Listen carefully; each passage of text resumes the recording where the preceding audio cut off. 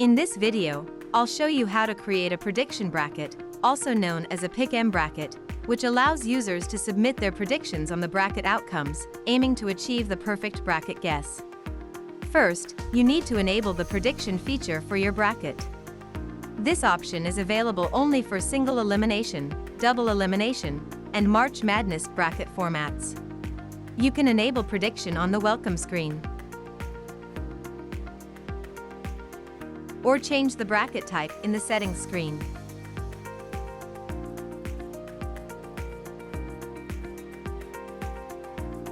Once you have enabled the voting option, there is one important setting you must configure. Without setting the start and end dates for voting, you will not be able to start your tournament. To set the dates for the rounds, enter the prediction settings. Here, you will need to add a start and end date for voting. Now you are ready to start the tournament. But before you do, let's explore some additional customizations you might want to add to your brackets. Be aware that certain customizations, particularly those related to the structure and format of the tournament, cannot be changed once the tournament has started. It's important to finalize these aspects beforehand. For a prediction bracket, you might want to allow only registered users to make predictions. To enable user registration, go to the prediction section. Here, you can choose to identify users by their email and full name. Now, let's look at a feature that is a unique setting of the prediction brackets. In the settings section, you can enable the ranking table, which displays a leaderboard of users' guesses.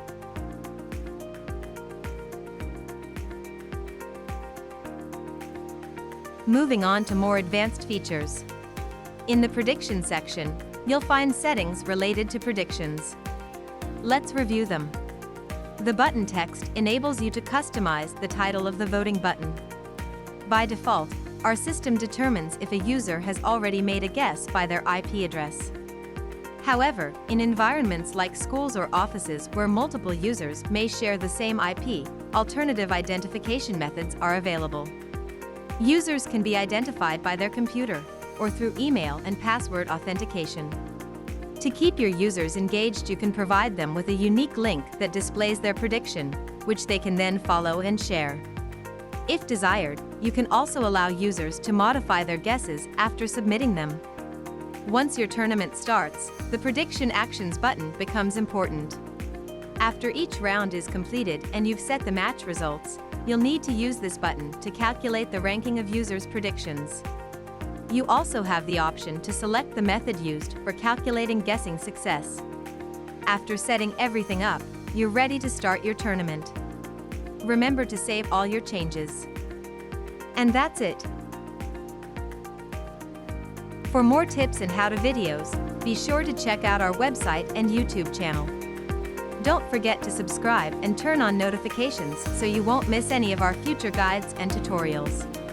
Thank you for watching, and happy bracketing!